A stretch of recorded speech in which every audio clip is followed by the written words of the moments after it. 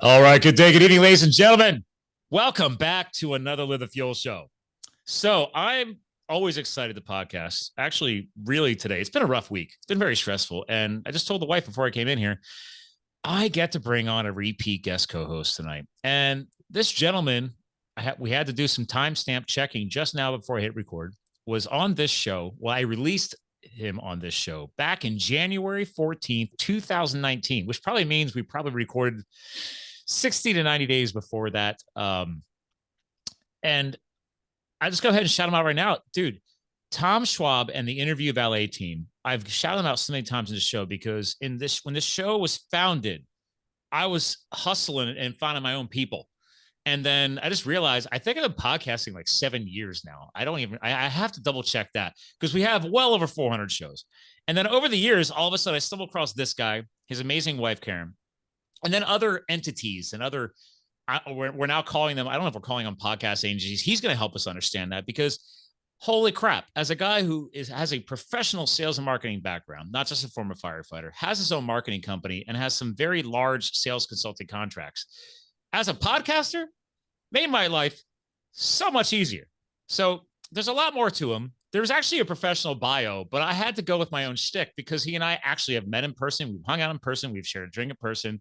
I think we owe our introduction thanks to his wife as part of the history. But this gentleman knows how to help people break through the noise. Literally, people. We're talking about how to use podcasting the right way, how to introduce people the right way, connect people the right way, bring companies and agencies and charities and online influencers and speakers. Like I could keep going, but without further ado, Tom, welcome back. Scott, it is great to be here. It's hard to believe that it was BC the last time that we saw each other before COVID. So, yeah. And ladies and gentlemen, we're not talking about before Christ. We're talking about before COVID because I am not that old. And neither are you, sir. There's BC and AD, before COVID and after the disease. Yeah. Yeah. I mean, it's been a hot minute. It's been a hot minute. Actually, I was so excited because I remember I reached out to you a couple times over the past couple years. And then I got busy. You get busy. And I even forget what I was reaching out for. I just like to reconnect with people. And this happened today. You'll appreciate this. Do you know Hillary Jastrom? Yes. Yeah. So Hillary was my, originally my editor, and then she launched her publishing company while I was publishing my book. Okay. And I was just thinking of her, no joke, yesterday. I was traveling on business, heading to go meet with some CEIOs over in New Jersey. And I was like, how's Hillary doing? And I know she's going to bust on me because I still haven't finished the audiobook yet, but I've been here busy. And sure enough, she reached out last night saying, hey, do you want to come on my radio show? And I was like, Hillary's got a radio show? And apparently I'm like, are you just calling it a radio show? And is it really podcasting? Because a lot of people do consider podcasting modern radio show. And I had to bring that up tonight because I know you know her. And it all aligns with what we're probably going to be rapping about tonight is, modern radio, so to speak, is podcasting, right? Depending on the style show you connect with. Well, what are your thoughts on that subject right off the bat? Well, I think the whole idea of what is a podcast has changed so drastically over the last few years, right? So if you take this and put it up on YouTube with the video, is that still a podcast? Which I was doing that before almost everybody, by the way. I started doing that on episode 50 or 51. And now, granted, I'm not like Joe Rogan, so I'm not blowing it up. But I started saying, guys, as a marketer, I'm like, create digital content, not just audio. Just get it up there. Because worst case scenario, you're also giving a platform for people to then backlink that through their websites. They can say, hey, I also have a video format out there, especially if, depending on how the podcast went, is a great ad or whatever that supports the company, right? So, right. And now all of a sudden, it's like now it's expected. Like, oh, you're not posting video. Yeah, because like pre-COVID, our data showed that 1 out of 5 actually even turned the video on. Right. Right. Now it's 3 out of 4. Right. So it's changed. And is it still podcasting? If they or vidcasting or whatever they're calling it now. Yeah. Or you look at it, so many of them now are like simulcast on radio or Sirius XM. Is that still podcasting? I don't know. Well, look at Dave Ramsey. You know Dave Ramsey? Oh, yeah. Right. I just heard the stat because I listened to him now. And it's funny. I listened to him years ago and then I was like, oh, that's right. He just went ahead and just took his content. he's been on AM radio for years, and just hired his team and said, hey, just go ahead and flip that on YouTube, flip that into the podcasting world. And his podcast is killing it now. Just like Joe Rogan, he's like in the top, like he's ranking, man. He's got a crazy following. So, what's interesting now is if you asked younger people, what's the pod standing for podcasting? Most of them wouldn't know. I mean, I asked my youngest daughters, they don't know a world with iPods, right? To them, it's called podcast, but they don't know why. And if they listen to it, on their phone, wherever, it's podcasts. And I don't care what they call it or how they consume it, just so long as we can have that conversation. So that came up. I was traveling in upstate New York a few weeks back on business, and I was connecting with somebody, and they had no idea that I had a podcast. And they're like, oh, I'll listen to your podcast. And so this came up. They're like, so the whole podcast, I get casting, right? Newscasting, radio casting, they get that. And this guy was a little more old school. And he goes, now I heard a lot of podcasters, because of audio quality, they'll go hide in a closet. And I said, technically, that is a very common entry level, very cost effective home studio, if you will. And he's like, okay, so is that considered the pod? I'm like, actually, that's not a bad idea to try and define pod. Like you're hiding in a pod for sound quality. I thought that was a fun spin. So it's going to be interesting to see what it goes to, because I remember years ago, I was speaking at Harvard, actually did a conference on podcasting. No. And they did. It was called Sound Education. And one of the keynotes, the person was referring or doing corollaries between radio and podcasting. And when radio first came out, it was called wireless telegraph, right? Because it doesn't have a fun spin on it, but in a decade, it became radio, because everybody knew what telegraph was. And then they knew what wireless telegraph was. So I really wonder if it's going to go from podcasting to something else. Well, I guess my only point on that then is, does it even need to? Like, it's so now established. Or do you just call it a show, right? If somebody says, I nickname this a show. Yeah, if I've got a show, all right. Yeah. Shows on YouTube, the show's on radio. It's everywhere. Yeah. I've done that with people. I said, hey, it's, you want to come on the Live the Fuel show? And because it's just easier to say that. Right? Like, oh, I have a podcast show called Live the Fuel, where we fuel your health, business, and lifestyle. Or I just say, dude, you want to come on the show? Yeah. And because it's visual, that's why I started calling it a show years ago, because it's not just audio. So I like where you're going with that. Man, interesting. Do you think we'd be talking about this back in 2019? What's interesting is, where are we going to talk about in, 4 years from now? Where's it going to evolve to? Yeah, our last show is called Influencer Growth and Podcasting with, Interview Valet. And the thing is like today, AI is, did that blog that I write, was that done by AI or was that done by Tom? Right. If it's got typos and grammatical errors, I did it. Right. But right now, if you do a video, if we're talking, you sort of know, hey, this is the real thing. This is, this is real content, real ideas. Well, it's funny through growth, right? That's why I'm glad you and I are hanging out tonight, because I purposely put the Colorado shirt on just in case Karen decided to make a magic appearance, because we, over the years, like, we're friends on Facebook. She's like, hey, have you gone on a ski trip or something like that? And my wife just flew back from Colorado. So I was not on that trip. So she was playing the good aunt and escorting the niece and nephew out to see the grandparents in Colorado. So, and then her brother had to pay for it because he and his wife were going to a wedding in Mexico. So I was like, so you're being paid to go ski in Colorado just to be a good aunt and escort the little ones. I was like, that's a good deal. Have fun with it. It's a hard life, but somebody's got to do it. I was like, well, I'll stay home. I'll be the good dad. I was like, I just ask for a fresh Colorado shirt. That's all I need. I'm a simple man. But on that note, though, I'm like, showing visuality, like you're talking about this new AI stuff. Like, I remember when I started launching the YouTube stuff, I just didn't care. I just slapped it up. I was like, you know what? Back then I was like, just put it up. It's content. And then something as simple as when I published a book. Before I published a book and met Hillary, we talked about it, met her, I realized I'm too busy to write. that was my excuse. So I said, well, I'm a podcaster. I know how to talk on a microphone. So then I literally spoke the book. I downloaded otter.ai, still use it to this day.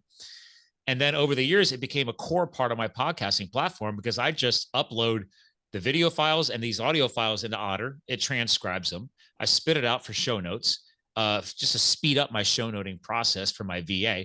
But then I use the SRT file, which is what YouTube would prefer. So if you have a perfect matchup with an SRT, that gives you that better ranking for the videos. All these things, right, that we learned. Now it's becoming expected. Like, oh, you don't have captions on your video? You need to get an SRT file.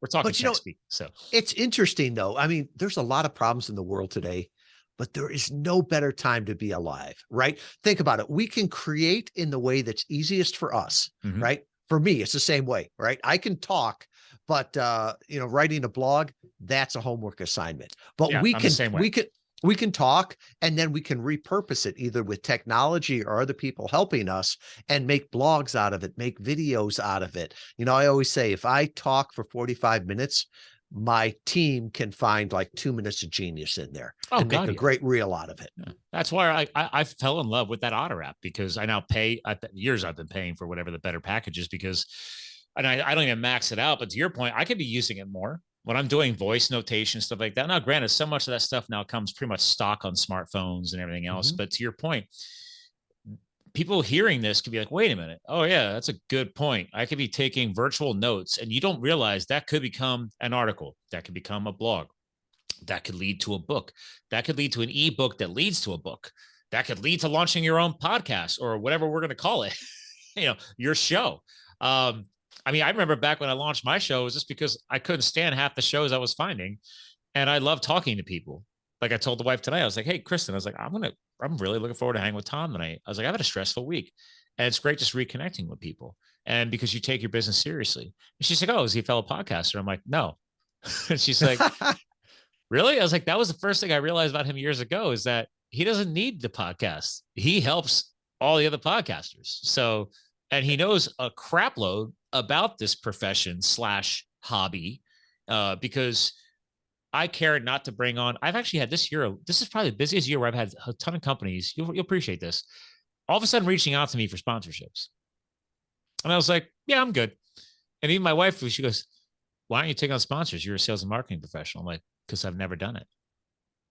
The show to me is fun. I get as much value out of it as I hope my audience does. So why muddy the process? I make enough money with everything else I do. Nah, keep the show clean. And you can give shout outs to whoever you want. Boom. There's another big podcaster I know that was sponsored by Oracle. Was it NetSuite by Oracle? And when the contract came up, he's like, you know what? I really don't need the money anymore. Yeah. Right. I would just rather give shout outs to all my friends and companies that I like. And that's how he does it right now. And I think that's so freeing, because, again, people like you, what if you bring me somebody and then all of a sudden I decide to agree to a sponsorship because I enjoyed that relationship or finding out about their company or whatever they're doing so much. But then all of a sudden, maybe 3 to 6 months from now, your team gives me somebody else. And then all of a sudden it's a direct conflict. And I was like, oh, man, I can't bring him on the show. This is what made me think about these things, because my brain's always cranking. I'm like, no, I never want to. I want the freedom to turn anybody I want down, which I do, because there's some agencies sending me some. I'm like, guys, you didn't actually listen to my show, and you didn't even pay attention to the tagline. And like, they're just sending me like pure business only stuff.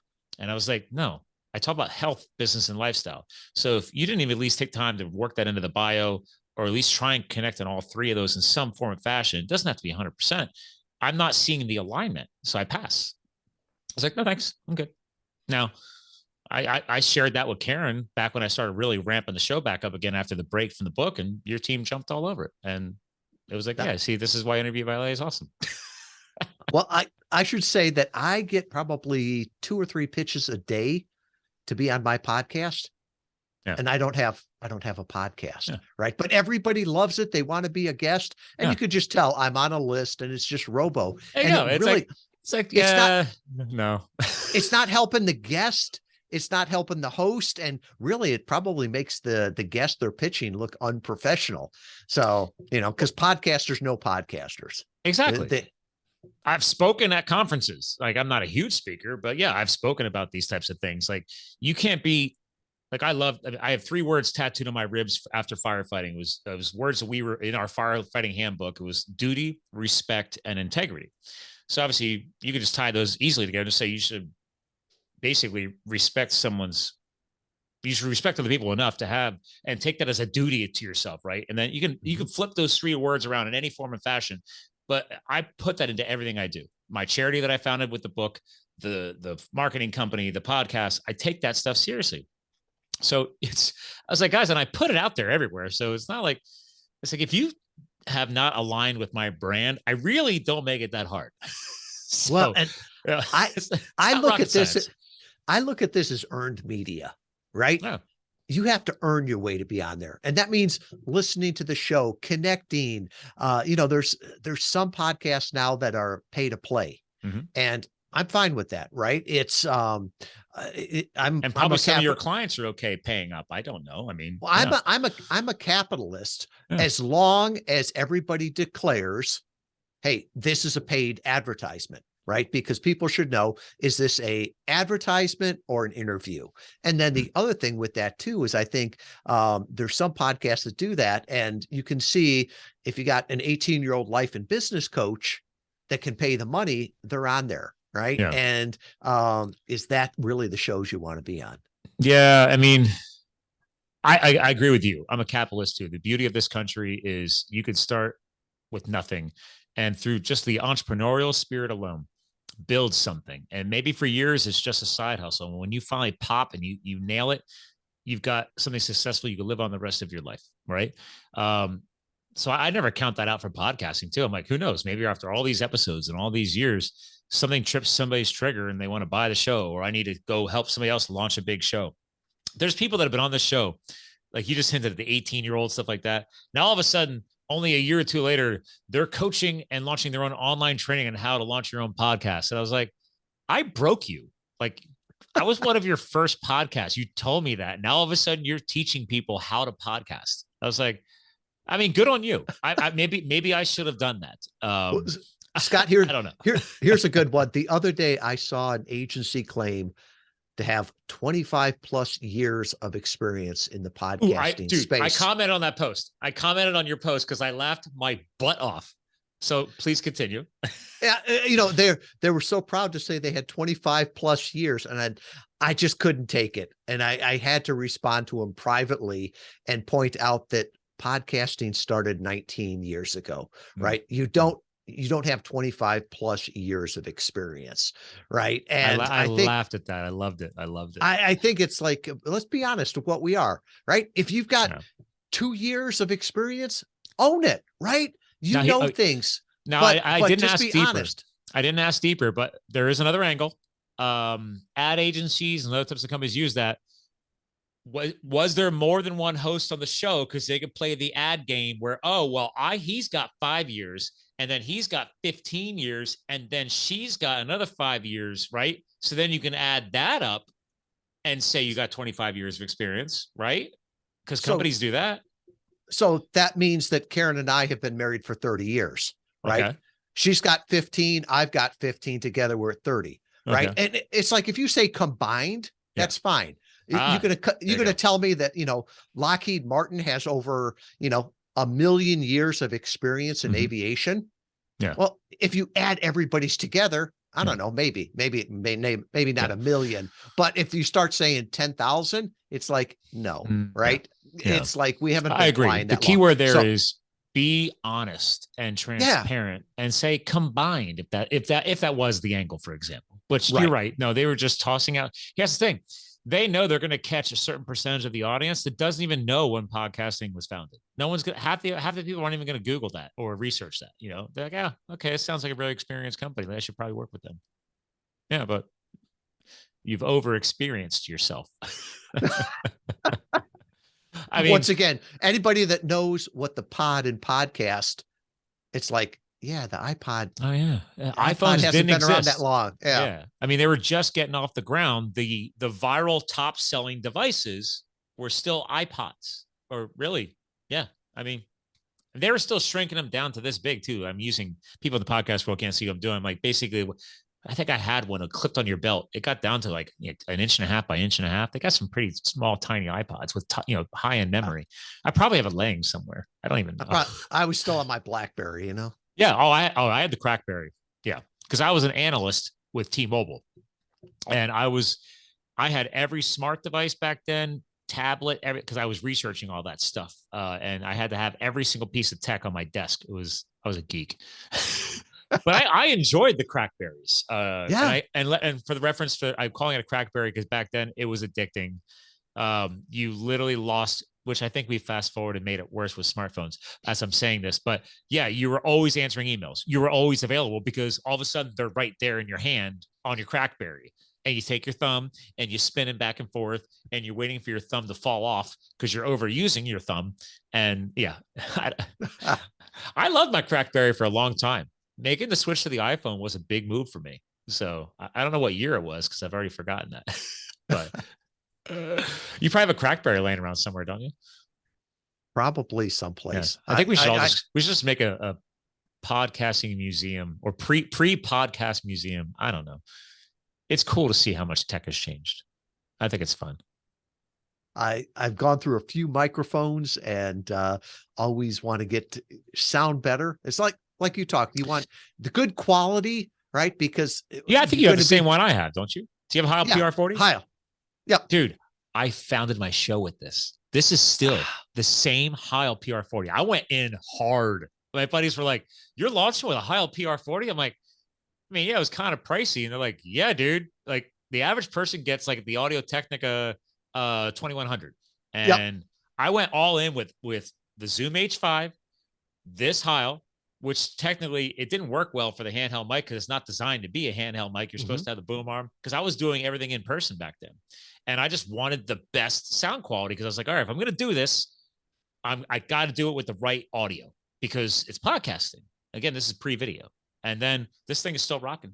So, and that's one of the things like I teach our clients, and we give them all a professional microphone, a dynamic microphone, just a USB one. Quick. Why is that gotta be dynamic? I always have to explain it, but I'll let you do. You said before, hiding it in a closet, right? So a dynamic microphone just picks up what's around right in front of your face. Yep. Right. A condenser picks up everything. That's why you got to go in the closet. I have never supported what's the blue, whatever. I hate it. Blue Yeti. Dude, there's agencies recommending that. You know, I was like, no, you don't Blue do and that. Yeti. Blue and Yeti are both 4-letter words. So, figure that one out. But yeah, we give them that, a dynamic microphone that's just plug and play because you need to sound as good as the host. And we worked with a client years ago. Which one are you giving them, by the way? Is it the Shure SM58 or is it the Audio Technica? We do the Audio Technica 2005, the black one. Yep. Because that's USB ready. It's USB ready, and the black ones are typically professional quality. The old 2001s, the switches would always break, right? And we're going through, dozens and dozens of microphones. So we see a lot on that. So is that in your package? Like, so you've worked that. This is fun. I'm sorry, I'm geeking out for a second. I never actually asked you this stuff. So obviously, whatever that price is to work with you guys, is that already worked in? They get to keep that, or is it? Because I know some places have like sent people mics, say, hey, you'll get to borrow this, just ship it back, blah blah blah. And I'm like, no, if you're setting up a client for success, even if they're not your client down the road, they'll always remember that, right? Like, hey man, they set me on the path the right way. I don't have to go find this stuff. Because in my onboarding form, I still recommend the Audio Technica 2100 as a good starter microphone. It's different than that model, but I'm like, because I like it because it gives you the XLR and the USB option, and there is an on-off switch on it. So correct. But that usually breaks. But but we give them that, right? Because we want them to be successful. It's not just about, hey, get me on a random interview. It's about getting results from every appearance. And to do that, you better sound as good as the host. So we're not only giving that to them, then we're doing a walkthrough interview. And perfect, yeah, because then they actually get to go through and see how much better they sound. That, and also, to understand how to use that microphone. Don't tap on the desk, right? Because it's going to go through. Or don't do this. do it. Well, It's for fun. Like people run their faces into the microphone and stuff. And I was like, no, stop that. Like that's the ultimate mic check at the beginning. Hey, can you hear this? Yeah. And if they can, you know, you're on the right one. So yeah, we're helping them with that. And then even, you know, what do you talk about at the podcast, right? There's two questions that every podcast is basically going to ask you, right? At the beginning. Oh, so Scott, tell us about yourself, right? Yeah. That is not the question they're asking. It's who are you? Why are you here? What value will bring? And then at the end, when they say, you know, how can people get in touch with you? Most people are just stumbling over that. And so we give them the best practices on what we have learned over 9 years. That's why I've tried. Has it been 9? Wow, I'm right behind you then. Yeah. I don't do what you do. So I told you this a while ago. I don't expect you to remember it. Guess who my first launch podcasting coach was? Cliff Ravenscraft. Nope. But I'll give you a hint. He likes Porsches. He launched his own Porsche channel now too.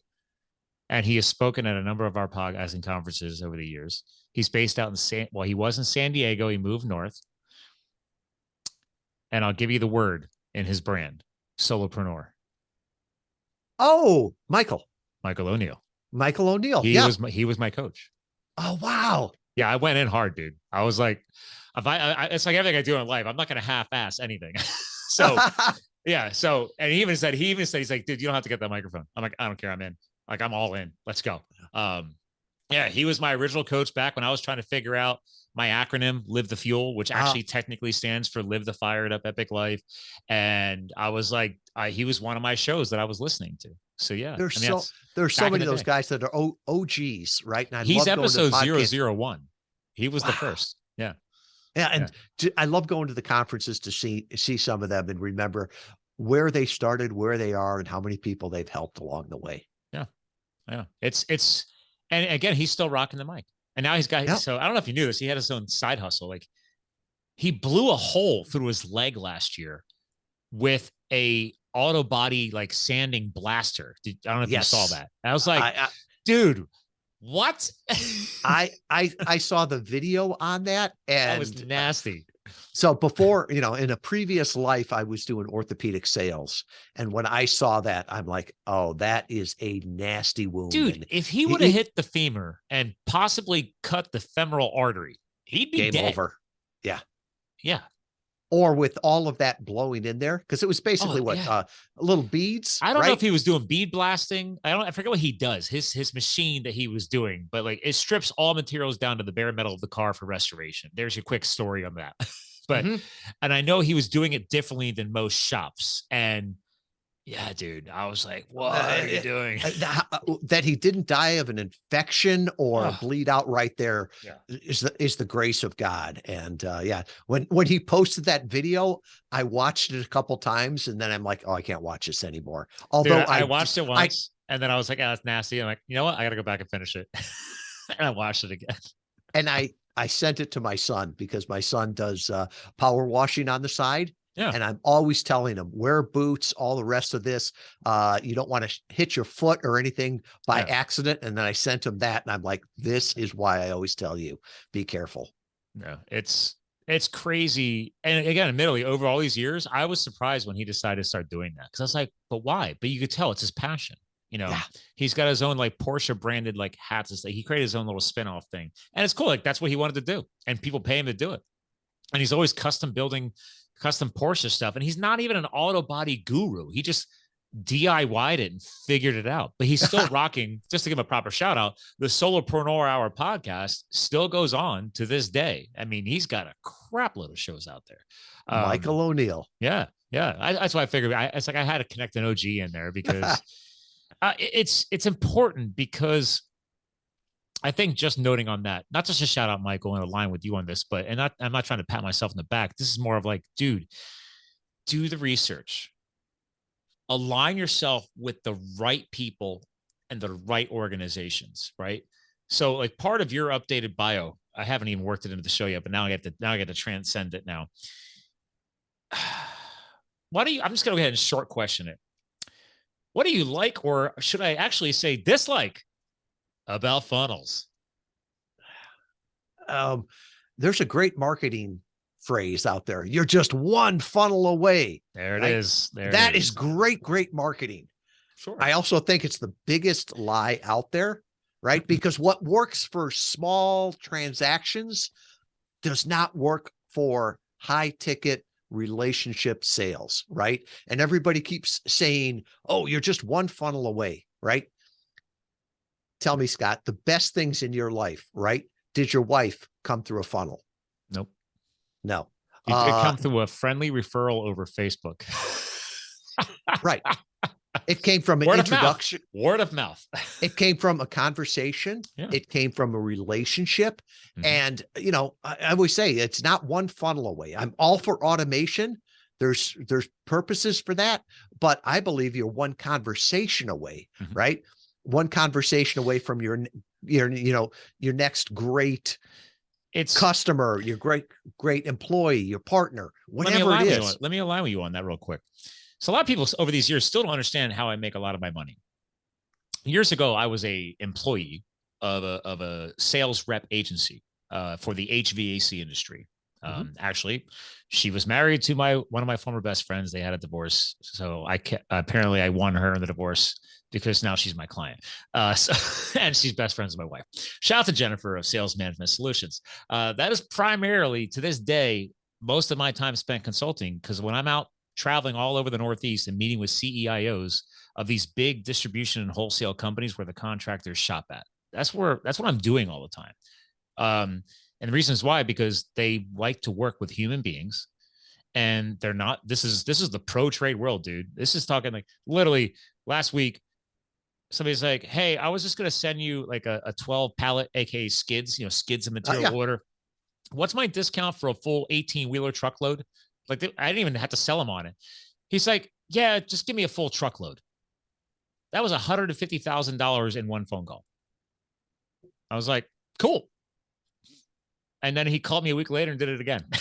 So like, that's the fun of sales in the right way, the right relationship. And let me tell you, there's no funnels in that world. They don't use that world. It's actually kind of old school but we're talking about one of the biggest industries in this country, because everybody wants, quote, indoor comfort, right? So in the winter, you want to be warm. And in the summer, you want to be cold. And then in COVID, you want to have something killing all the airborne viruses in your HVAC system. I work with all these different factories that do all these different things. It's super fun. Years ago, I thought it was boring. And then, you pull your head out of your butt, you grow up a little bit, and then you meet great people through the podcasting world and everything else. And I question shifting industry focuses and everything else. I'm like, you know what? Wait a minute. This is always going to be needed. Yeah. Why would I leave this?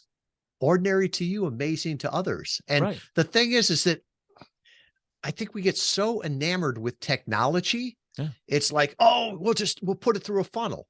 No, that person doesn't want to go on and try to through the funnel and the online calculator to figure out what's the difference between 18 pallets and a semi load, right? Yeah. No, he wants to call and get that answer. It's like the same way. You've got a medical problem. Well, you could go on and research it on the internet. You could go to WebMD and figure out what terminal illness you have. No, you go to a professional and you have that conversation there. And I think often we think what works for a transaction, a $2 product, well, that's going to work with a $10,000 product. And it doesn't. But wait, Tom, right? I mean, if I had a funnel, the $2 product gets turned into a $500 product. And then if they really go deeper into the funnel, that turns into a $5,000 product, because that's the funnel.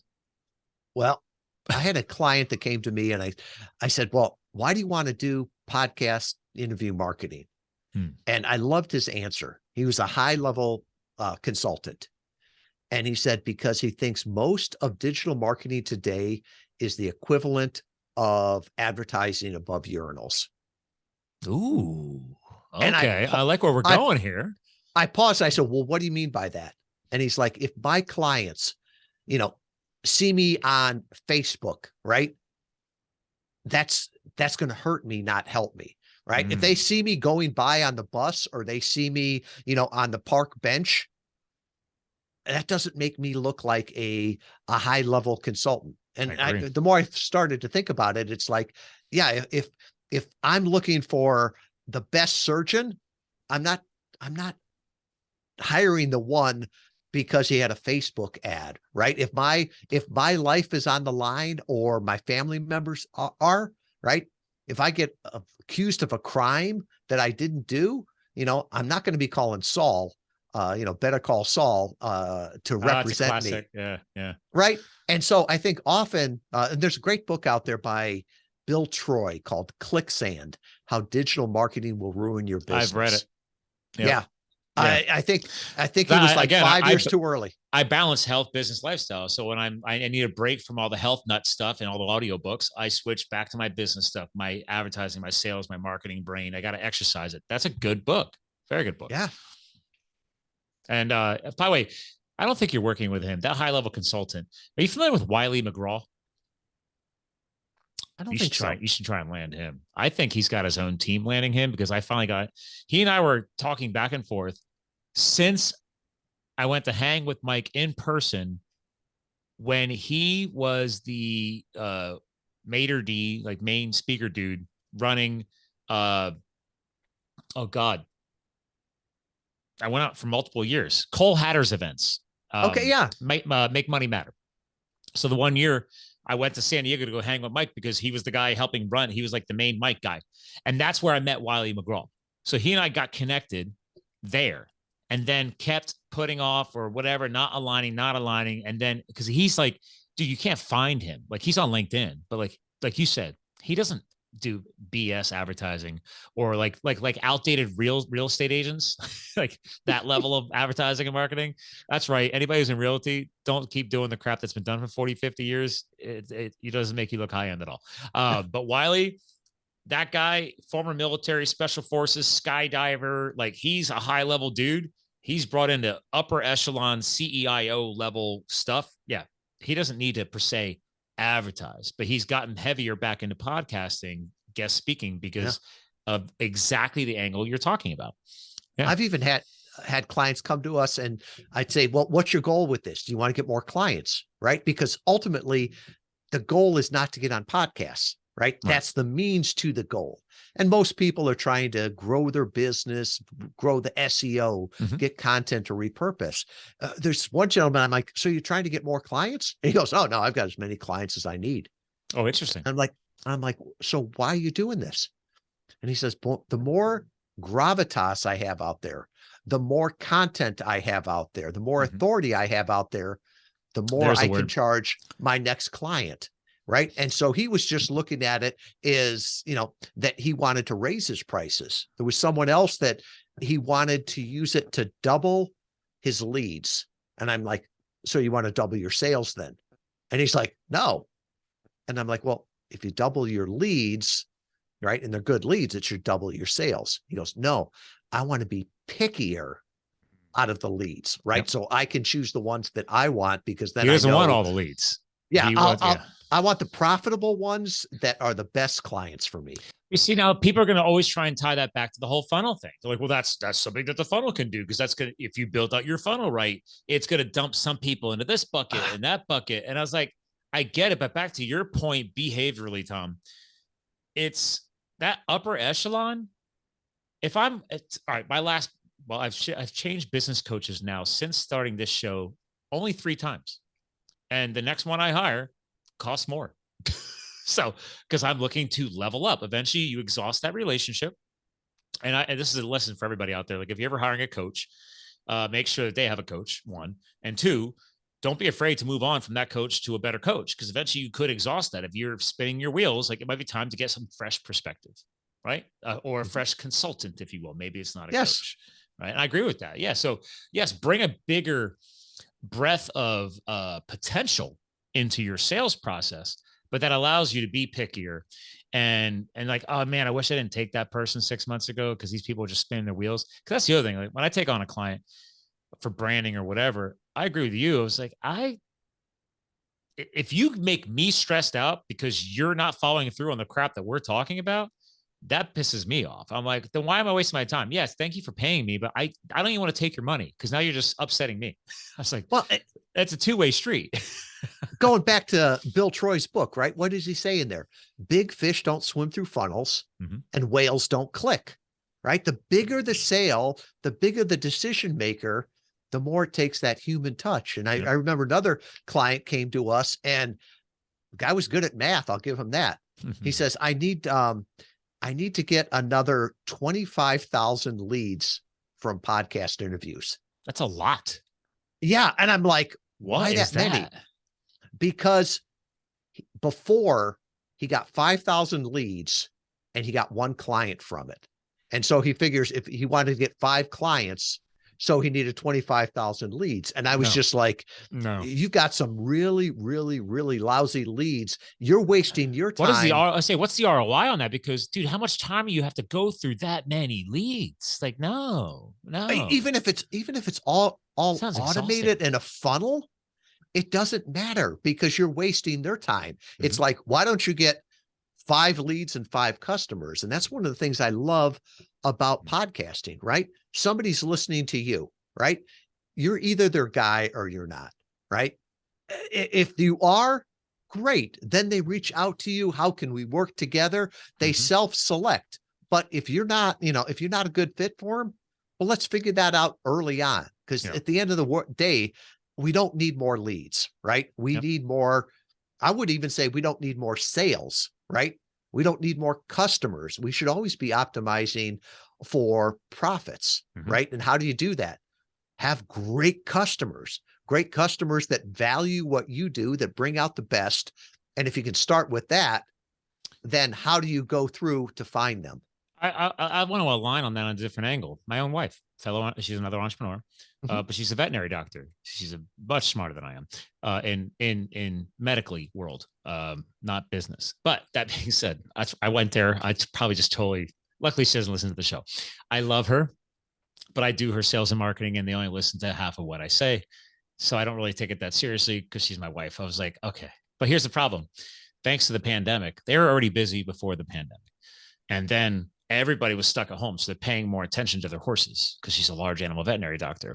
So now all of a sudden they're busier because people are like, oh, well, maybe I should do this. Maybe I should do that. Or, oh, I think Lucky the horse might have an eye problem. All of a sudden they're calling for silly things. Anyway, it forced her to do something that I suggested years ago, which is lean the client list out. Because I said, what's going to happen here is you ladies, it's all women's practice. She's co-owner and they just hired another new doctor. I tried teaching this early on. I said, the ones that stress you out, let them go. The ones who barely pay on time, let them go. Because it's not worth your time, your stress, your mental exhaustion, and your energy, let alone the money. And here's what happens. What happened in the pandemic? They were declining. There was tons of people trying to hire them because there was a massive influx. There was practices who either decided to close or weren't capable of taking on new clients, or their reputation grew so well that people wanted, All Points Equines, my wife's company. So I was like, congrats. But I was like, if you keep servicing those crappy clients, you can't take on the better clients, right? So there's that perspective too, is don't be afraid to let the low-hanging fruit go away. And the problem is they're medical doctors, right? For animals. So they're like, well, I don't want to act like I don't care about their animal. I'm like, baby, I get that, but business is business. I'm sorry. I'm not trying to be cold here. I was like, there's other large animal vets out there. Maybe they have to have somebody come in from New Jersey. That's their problem. They should have paid their bill on time and they should have been nicer to you as the professional. You have a business to run. That's how I look at it. You got the perfect lead in here. I don't know if you can read that. Every year, Karen makes me that better is better plaque. And every year I have a different phrase. And this year it's better is better, right? Okay. The whole world is telling us more is better, right? You just need more of this, more of that. I need more clients, more leads. No, you just need better, right? And even, you look, let's tie in fitness here, right? More food. Well, I want more food. Well, what is the better restaurant? The all you can eat buffet for $10 and most of the food there won't get you sick. Or do you go to the nicest restaurant in town? There's usually big plates, small portions because it's better, right? And there's only hopefully 10 things on the menu, not 50. Like Yes. there's no way you're crushing it across 50 different designs of dinners, right? Like no offense. I was born in Jersey. I live in Pennsylvania. We love our diners out here. But I was like, dude, if that diner's got a 6-page menu, I'm sorry. There's no way you're killing it on everything on all 6 pages. It's just not possible. I'm sorry. And even on the exercise, right? Karen and I met training for marathons. She kept it up. I didn't, but we got something. I got it out of my system too. I support you. I'm like, nah, I did it. I'm like, I'm good. Well, I got through all my issues being married to me. She's still got more issues to deal with. But we used to call them trash miles, right? You just go out for more miles, right? There's no purpose for it. I'll run the speed I want, all the rest of that. It's not a good workout, right? Yeah. More is not better, right? Yeah. Decide if you're doing a long, slow distance. Are you doing hills? Are you doing repeats? Whatever. Better is better. Yeah. And I think that's one of the things, especially now as we go into a recession, right? We can't afford to do more and more. We need to do better, and better. You know why I started listening to Dave Ramsey all of a sudden? Because my wife was better at me than money. And I've decided I'm going to work this into the show more because I believe truth and transparency needs to be out there. I've done a lot of crazy, cool things. I've also spent a lot of money along the way, good and bad. Once you get married, you realize, okay, maybe there was more bad than good. I got fire in my brand names, right? I'm a risk taker, former firefighter, skydiver, mountain bike racer. Okay, it's in who I am. My wife is very down to earth, medical brain. Dude, last January, finished wiping out $300,000 in medical debt. She's 5 years younger than me. I was like, that's hustle. And I should remind people, large animal vets do not get paid as good as small animal vets because there's less turnover of clients. Not all veterinary doctors make crazy 6 figures. Trust me. My wife's like, no, I make more money than her now. And she does way more important things. My point here, this quick little segue is, I still have school loans. I'm like, what the hell? And even she's just like, why do you still have school loans? I'm like, I don't know. I forgot about them, but it's just, I had an auto pay going on and just, I'm too busy doing other things. And she's like, we need to pay them off. And I was like, you know what? You're right. I know that's a big controversial thing out there we having going on right now. And I'm like, dude, a debt is a debt. Wipe it out.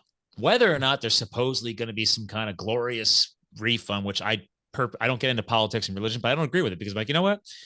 I signed on dotted line asking somebody, a bank or whatever, to give me a shot and help me pay for school. I need to pay that debt back. It's that simple. I shouldn't expect other people to pay for that. That's not fair. That's not fair that my dad and my younger brother never went to college and they should pay in their taxes my debts. No, I'm financially right now more successful than they are. Why would I put that strain on them? That's not fair. So I'm paying that crap off. Like this is the year of wiping that out.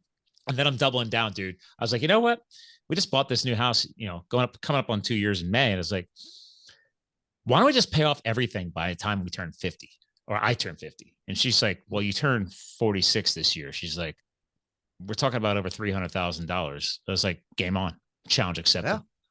I was like, my new goal is by the time I turn 50, even though she'll only be 45, I want to have 0 debts. Game on.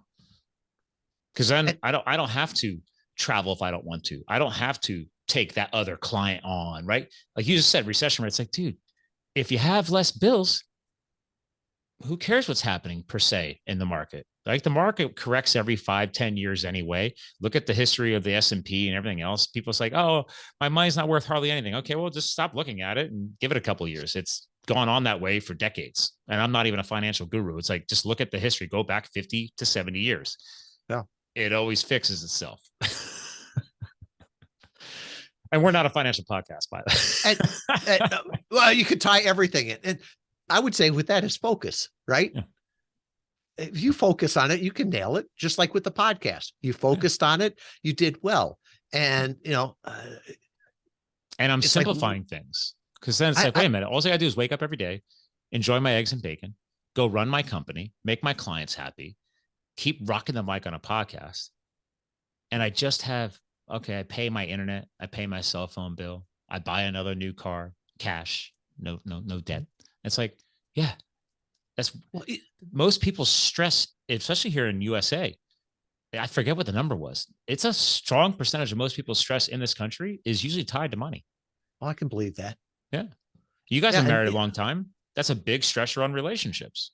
Oh, definitely. Yeah. And, it's like, get back to that, more is not better. Better is better, right? Figure out what you want to focus on, because I love the great philosopher Ron Swanson. Remember from Parks and Recreation? Right? Yes. One of his great things was never half-ass two things, full-ass one thing, right? It's the same thing, right? If you had done a podcast and this and that, right? It doesn't work. Even when people come to us and, it's like, pick a lane. If you're really good at something, get better at it. Get better at podcasts, get better at podcast interview marketing. But if you're always looking for that next silver bullet, you'll never find it, right? There's no magic silver bullet. You've got to focus on something and get good at it. That's how I got the book out. I felt guilty. I put this on the show. I felt guilty saying, hey guys, I'm actually going to take not a full break, but like I'm cutting way back on the podcasting. And because I can only do one thing at the same time. I mean, you could do, I'm a multitasker, blah, blah, blah. But I said, wait a minute, I want to make sure this book is going to benefit the charity I just founded, tells my story properly. And what if it becomes very successful? So it's like, I need to go all in on this. So I just need to back off of the shows for a little bit. At that time, I had well over 300 shows, 350 shows online. I'm like, guys, there's plenty of content. Just go back. I mean, if the newer listeners, I'm like, there's plenty of backlogs. And if you can't find them, go on livethefuel.com, because I've always made sure they were public. The entire history has never gone away. And it helped me focus. It's like, okay, let's double down, bang that book out, make Hillary happy. That's why I hired her. I asked her to crack the proverbial whip on me over Zoom and email. And I'm like, just stay on me and I'll get it done. And then boom, right back into the podcast, no issues. So I agree with that. I wanted to make sure the book was better. And that in turn helped me make the podcast better, because it helped me refocus a few things. So sometimes it's good to take a break. Do you have a lot of podcasters you put people on shows? You've seen people take little hiatuses here and there? Yes. And what I really like now is when people do seasons, because then you could bank it. You just bank them all up and then schedule them all for release. So yes.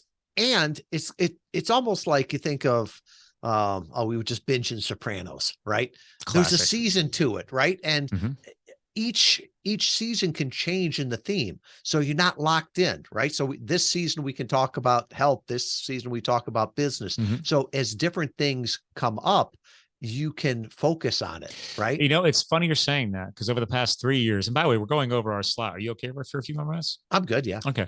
So I was like, I've had. Here you go, ladies and gentlemen. I'm opening myself up now. Granted, this will be probably, since it's free and on a free podcast, only take it for what it is. I literally considered while on my break, I was like, do I just change the entire show? I was like, do I just break it up into 3 different shows? A health focused, Live the Fuel, a business focused, and I literally was considered breaking it into 3 separate shows.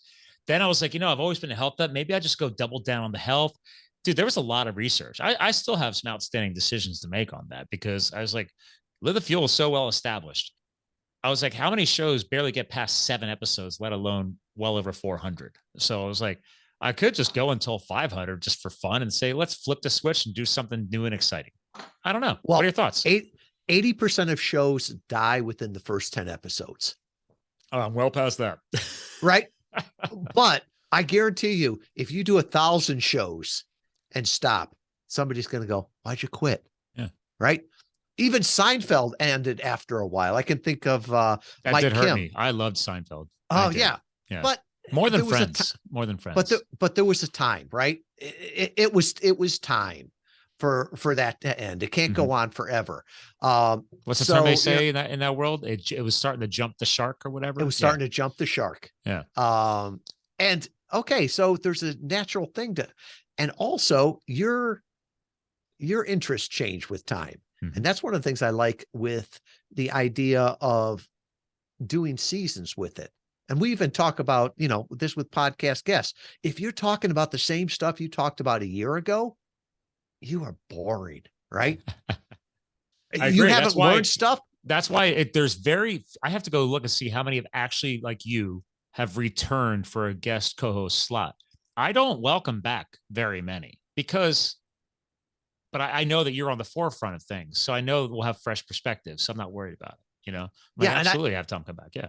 So I should go back and listen to that other one. I'd probably be like, oh, is that what I thought back then? Right. Because we're always learning. Yeah. We're always focused on different things. Right. I guarantee you, I was not talking about better is better. Right. Well, that's something that I've really come to. I was hardcore into my ketogenic shift. Right. Because I've gone to KetoCon, all that. I'm a huge health nut.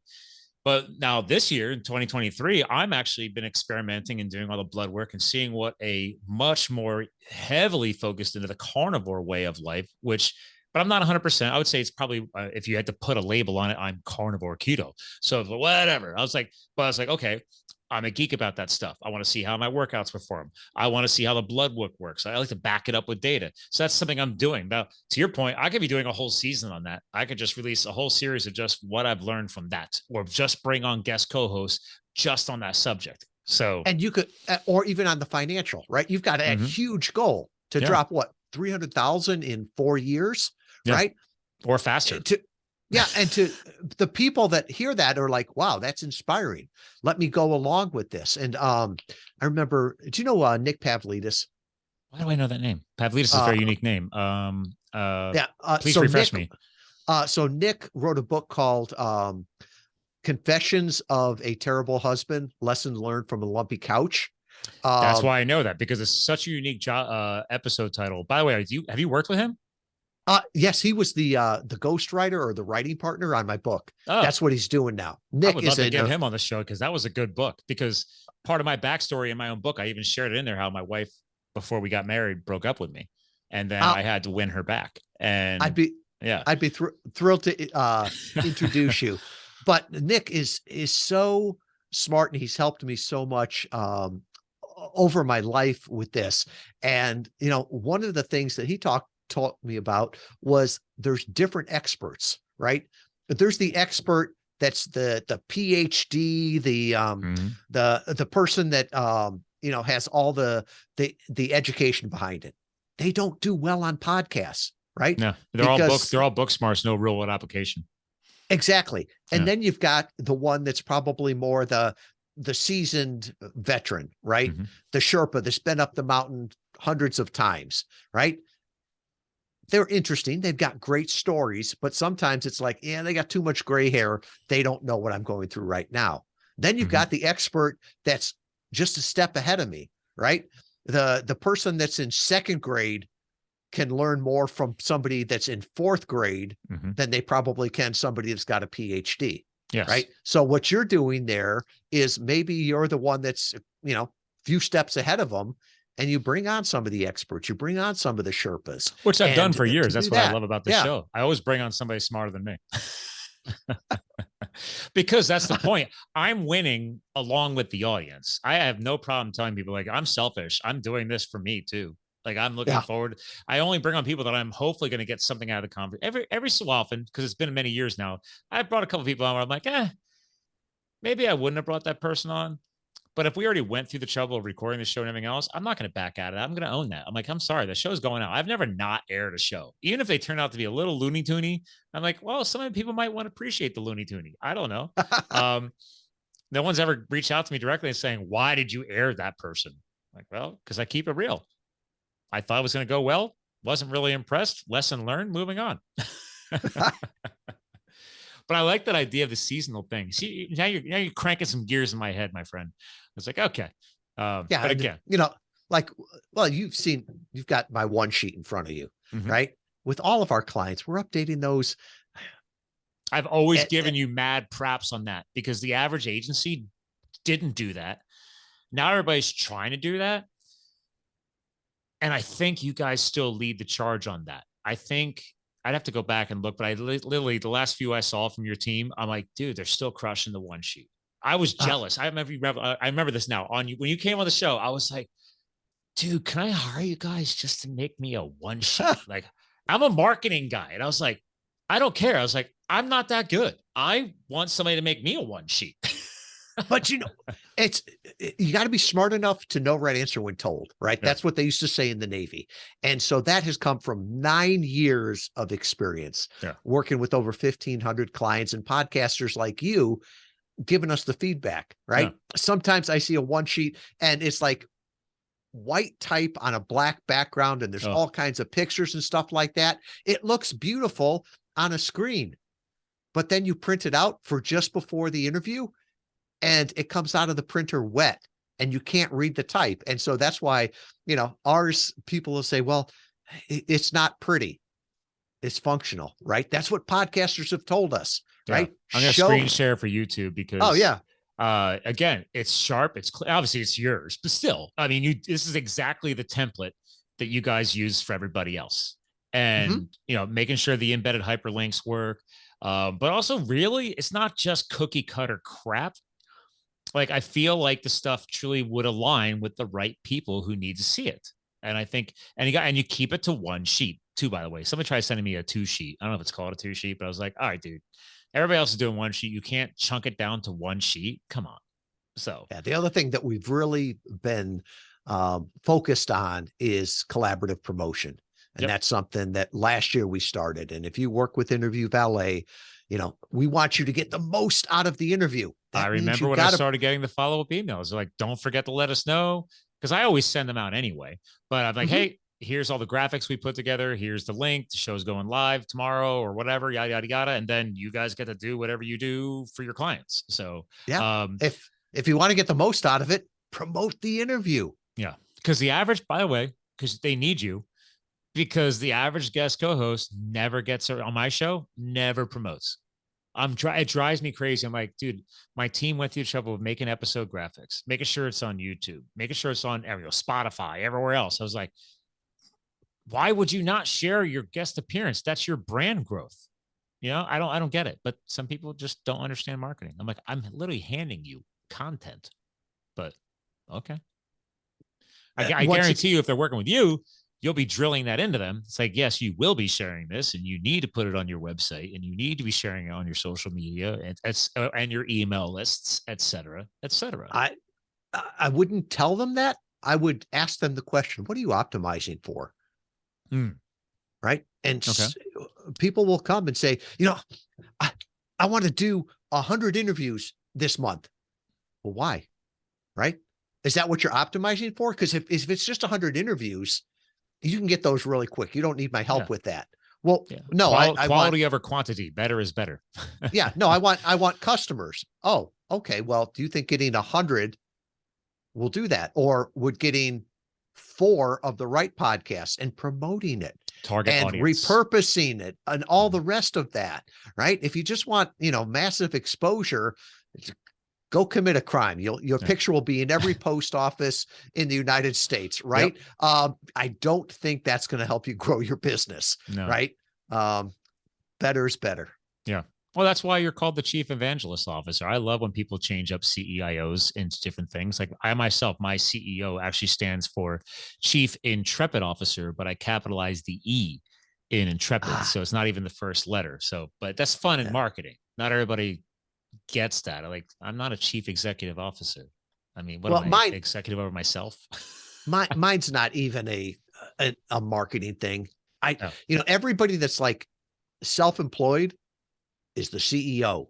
And I've got a friend that was the CEO of a publicly traded Fortune 500 company. For me to say I've got the same title as him, it's like, no, CEO of that company is a whole lot different than what I'm doing. And I look at it as, no, I'm not a CEO. I'm not dealing with investors and the markets and all the rest of this. My job and where I bring the most value is evangelizing. And that's what I love doing. Evangelizing for the podcast interview marketing market, that category, evangelizing for our clients, evangelizing for our team.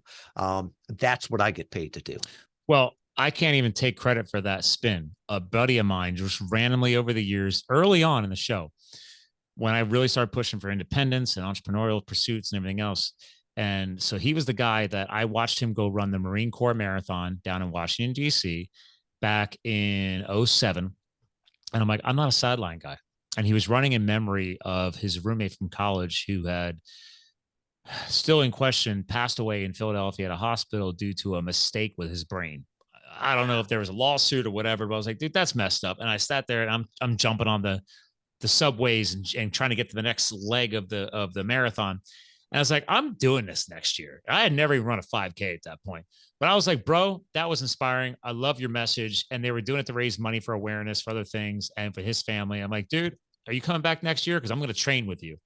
Anyway, that guy years later goes, dude, you should change your job title to CEO and emphasize, or CIO, and use intrepid. He's like, you are intrepid. And I had to look it up. And like a common simplicity of that definition is resolute fearlessness. And then it actually, other characterizations also stand for, it's not just resolute fearlessness, but it's also known to be fortitude and endurance.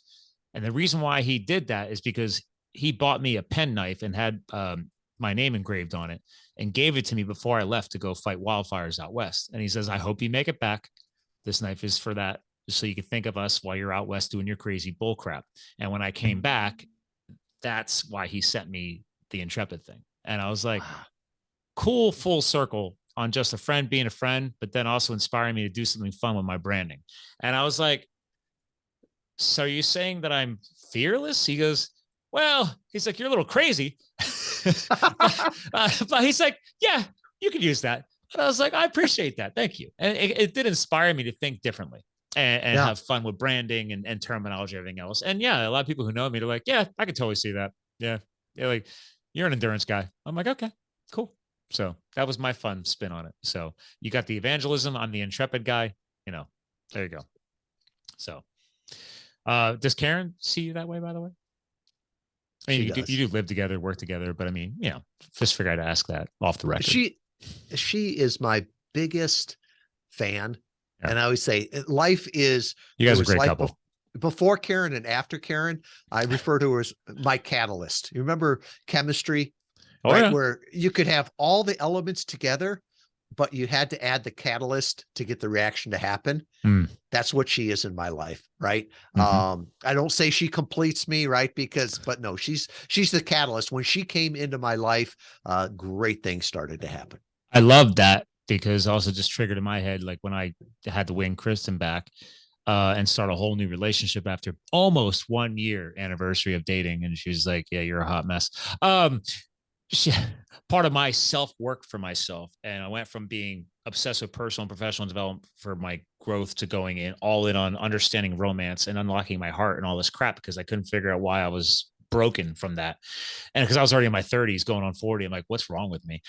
Anyway, it's in the book. But I said, oh, I just need to open things up, work through things differently. And then I realized I also don't agree with the whole complete me thing. I've always been a guy completely happy where I was. I had everything else going for me. My only issue was I was not willing to take risks of the heart. And so I looked at it as a growth opportunity, not a completion. It was like, so I look at her and I don't eat cake. I was like, she's the icing on the cake. It was like, okay, my cake's good. I don't need the icing, but hey, why not? Right? Like, let's toss that on. That's a bonus round. But obviously through my own work, it became a massive next level growth that I'm still learning from and growing from. And that was the game changer. It was like, oh, that's what love is supposed to be about. So, and I love that. It's like this whole idea of self-help. No, none of us are broken, right? You just got to understand yourself more. And we need to be evolving to get to a better level, right? 4 years from now, when we talk on the next podcast, right? We're going to have different views on things. We're going to be different people. And I know we're both going to be, I'm going to be debt-free.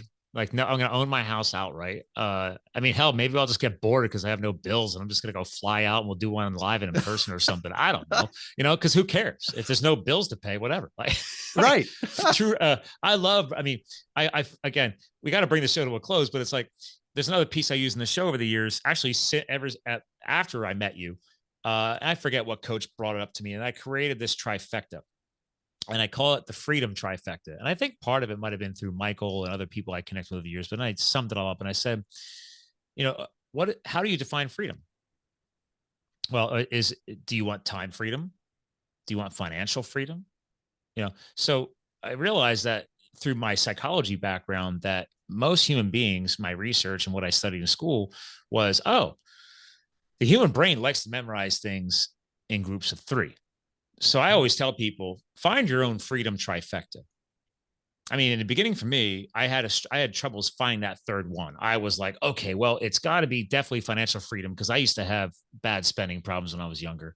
And then I was like, well, I'd love to have financial freedom. I'd love to have, location freedom. So I was like, because then I could live anywhere. That's the other thing. If you have no bills and you own everything, you could pick up. And thanks to the modern world of technology, I could run my business and what I do from anywhere.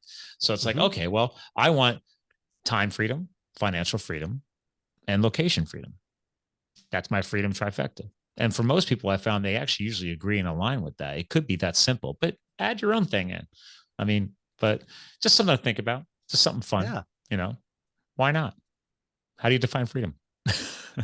And I'll have to think on that, what my 3 are. Yeah. But the one I keep asking is, well, why can't I have that now?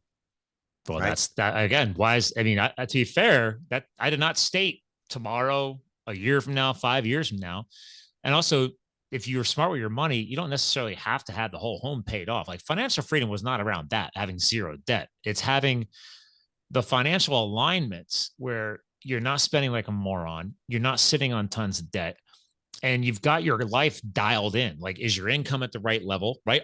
Let's go full circle back to your earlier points in the show, right? Like, am I taking on clients I don't need?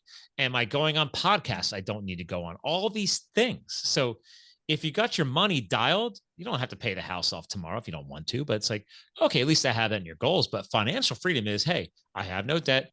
I have like my savings there. I've got investments. I got everything rolling the right direction. Maybe that's financial freedom for most people.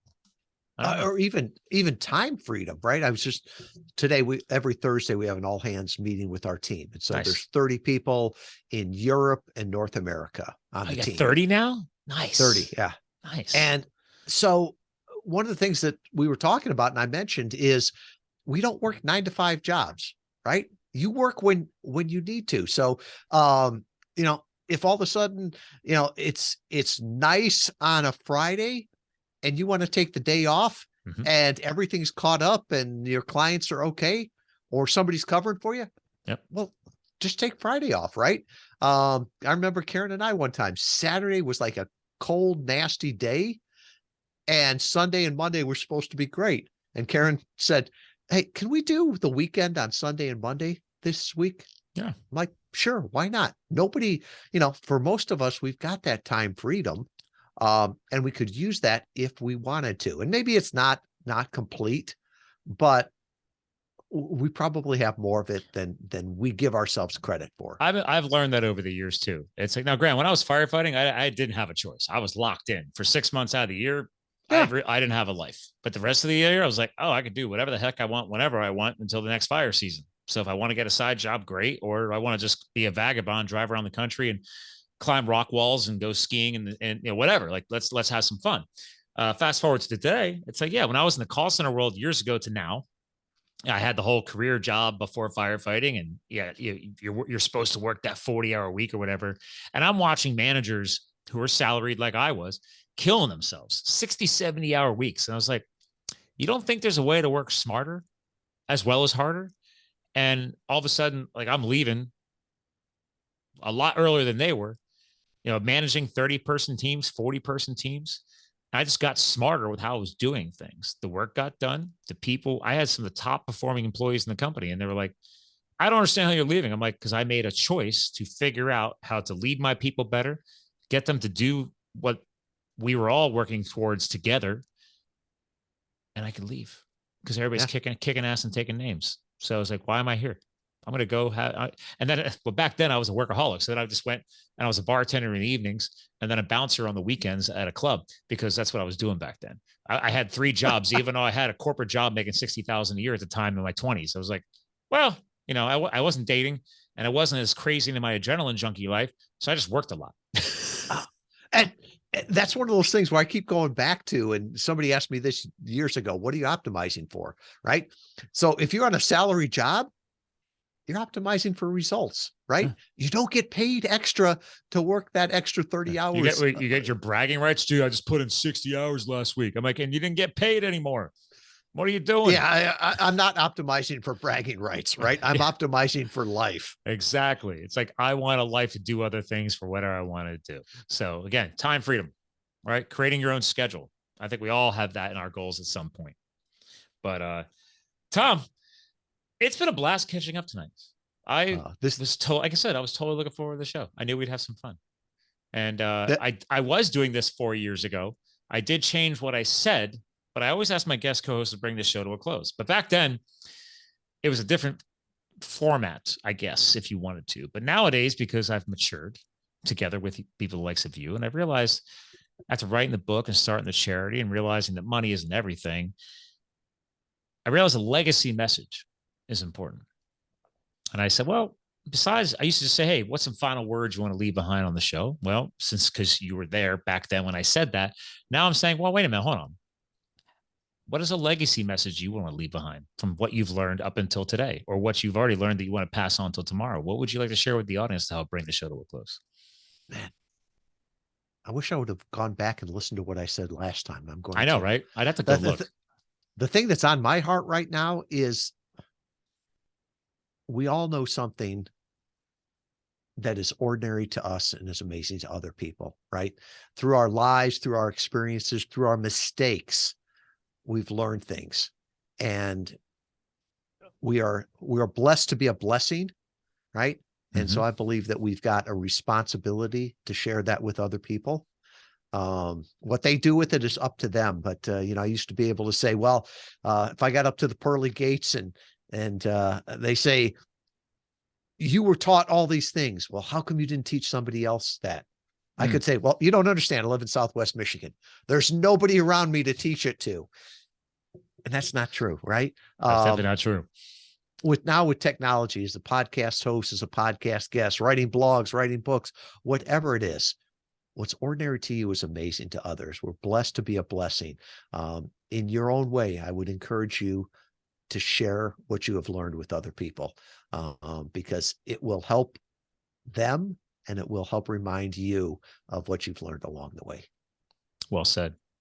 Yeah, I like that a lot. That is definitely more legacy. And by the way, you can go back on your episode on livethefuel.com, and I have a section called the final words, and your final words are there. So I just brought it up. So well said, but we are going to bring the show to a close. Hang tight. I want to give you a proper goodbye off the air. Ladies and gentlemen, Tom Schwab, he returned strong. I'm definitely happy. I mean, it's been 4 years. I can't believe it. He put the math on it. 245 episode, influencer growth and podcasting with Interview Valet. So if any of you out there know people trying to grow their brand and understand what we talked about today and understand the importance of proper digital content, whether you're a quote influencer or not, give his team a call. Check them out. They might fit you today. Maybe they fit you tomorrow. But I can tell you, they're professionals and they do it right. So I am giving them the unpaid advertisements that I love to do, because I believe in the brand and I appreciate the people they bring to my show. So ladies and gentlemen, thanks for tuning in. Remember, we're here to fuel your health, your business, and your lifestyle. Tom helped us do that today. Thanks for tuning in. And remember, you too can live the fuel. And we'll talk to you guys again soon.